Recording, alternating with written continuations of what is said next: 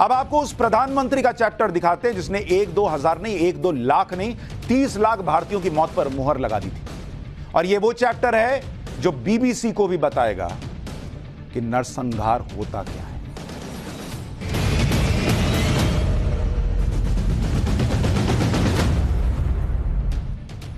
जो लोग बीबीसी की डॉक्यूमेंट्री से गुजरात दंगों का हिस्ट्री चैप्टर देखने के लिए बेचैन हैं और हंगामा कर रहे हैं, उन्हें आज हिस्ट्री का वो चैप्टर दिखाता हूं जिस चैप्टर में ब्रिटेन का वो प्रधानमंत्री है जो 30 लाख भारतीयों की मौत का जिम्मेदार है। लेकिन वही ब्रिटिश मीडिया जिसे आज कुछ लोग मोदी विरोध के चक्कर में क्रांतिकारी बता रहे हैं, वही ब्रिटिश मीडिया 30 लाख भारतीयों की जान लेने वाले प्रधानमंत्री को हीरो मानती है। Boss, hero.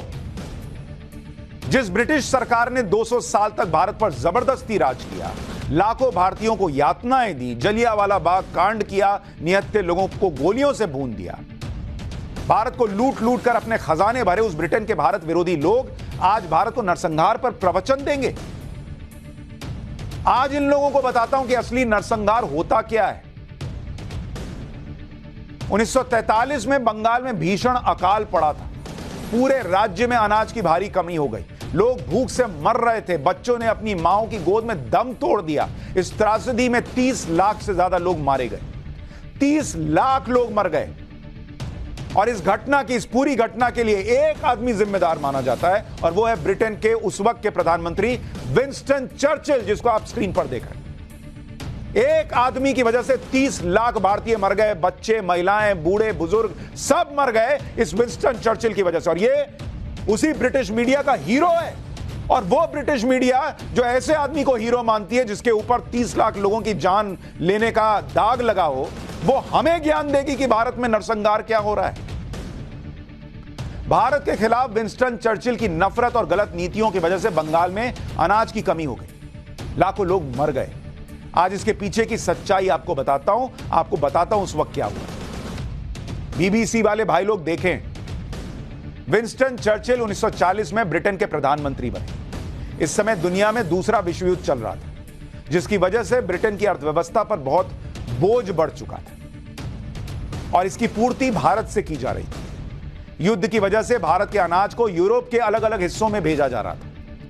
चर्चिल सिर्फ उन लोगों तक राशन पहुंचाना चाहते थे जो युद्ध में शामिल थे या युद्ध की वजह से बुरे दौर में थे। भारत में अनाज की कमी और बंगाल में लोगों को मरने की खबर चर्चिल के पास पहुंची कि बंगाल में लोग मर रहे हैं भूख से। 1943 में दूसरे विश्व युद्ध को लेकर विंस्टन चर्चिल एक वॉर कैबिनेट की बैठक कर रहे थे, जिसमें बंगाल में अकाल से मर रहे लोगों को राहत भेजने का प्रस्ताव रखा गया। उस समय 5 लाख टन गेहूं की तत्काल जरूरत थी, लेकिन इस आदमी ने, विंस्टन चर्चिल ने, उस प्रस्ताव को ठुकरा दिया, यह जानते हुए कि लोग भूख से मर रहे हैं। चर्चिल ने क्या कहा आप सुनेंगे। उस आदमी ने कहा कि Indians were breeding like rabbits, यानी भारत के लोग खरगोश की तरह बच्चे पैदा कर रहे हैं। यानी इसकी समझ में यह था कि मरते हैं तो मर जाएं, ये तो इंडियंस तो बच्चे ऐसे ताबड़तोड़ पैदा कर रहे हैं, मर रहे हैं तो अच्छा ही है शायद।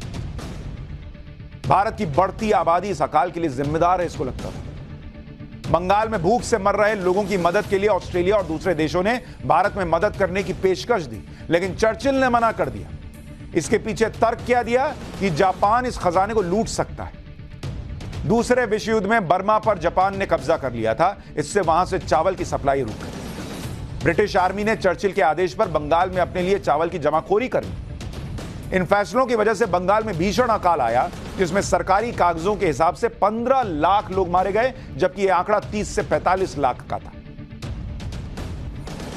बॉस, यह अकाल नहीं था, यह एक नरसंहार था। वो लोग बच सकते थे, लेकिन इस विंस्टन चर्चिल ने अपने फैसले से मार दिया, क्योंकि इनको लगता था कि भारतीय तो खरगोश की तरह बच्चे पैदा करते, मरते तो मर जाए।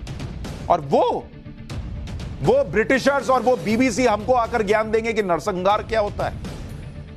आपको जानकर हैरानी होगी कि बंगाल के नरसंहार की चर्चा ब्रिटेन में नहीं होती, क्योंकि 1945 में दूसरे विश्व युद्ध में ब्रिटेन जीत गया और ब्रिटेन की मीडिया ने विंस्टन चर्चिल को हीरो बना दिया।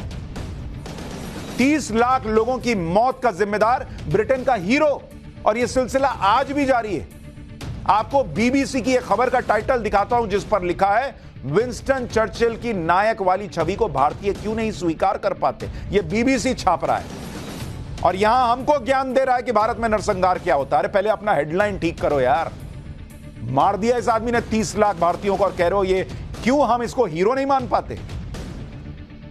इसी बात को अंग्रेजी में लिखा है कि Churchill's legacy leaves Indians questioning his hero status. जिस चर्चिल ने भारत के 30 लाख लोगों की मौत का सीधे तौर पर उसको जिम्मेदार माना जाता है, वो ब्रिटेन के लिए आज भी नायक है। अरे चर्चिल तो वो व्यक्ति था जो भारतीयों से नफरत करता था, वो भारत की आजादी की पूरी तरह खिलाफ था। चर्चिल का मानना था कि भारत के लोग सत्ता नहीं संभाल सकते और आज एक भारतीय मूल का व्यक्ति ऋषि सुनक ब्रिटेन की सत्ता संभाल रहा है। चर्चिल जी जहां से बैठे वहां से देखिए, भारतीय मूल का व्यक्ति आपका देश चला रहा है और आप समझा रहे थे कि भारत से अपना देश नहीं चलेगा। चर्चिल अगर जिंदा होते तो शायद सदमे में ही मर जाते ये देखकर।